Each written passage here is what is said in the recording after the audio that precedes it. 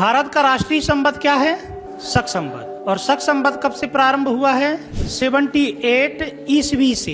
किस दिन से? चैत्र शुक्ल प्रतिपदा से। चैत्र शुक्ल प्रतिपदा यानी मार्च अप्रैल के आसपास जब नवदुर्गा आती है उसका प्रथम दिन।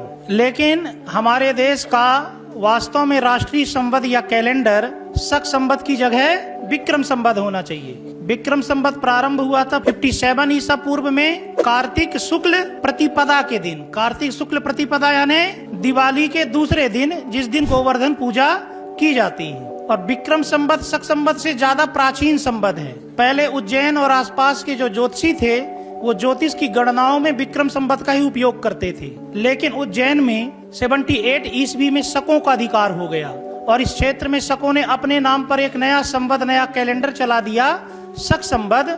तो फिर यहाँ के ज्योतिषी ज्योतिष गणनाओं में विक्रम संवत की जगह शक संवत का उपयोग करने लगे। भारत के अलग अलग क्षेत्रों में कई प्रकार के संवतों का प्रचलन था। जब भारत स्वतंत्र हुआ तब 1952 में मेघनाथ शाह की अध्यक्षता में एक कमेटी गठित की गई इस बात पर विचार करने के लिए कि भारत का राष्ट्रीय संवत क्या रखा जाए। और उस कमेटी ने रिकमेंडेशन दी कि शक संवत अंतरराष्ट्रीय ग्रेगोरियन कैलेंडर से ज्यादा साम्यता रखता है, इसलिए भारत का राष्ट्रीय संवत शक संवत को बनाया जाना चाहिए। लेकिन शक संवत वास्तव में भारत के किसी राजा के द्वारा जारी किया गया संवत नहीं था।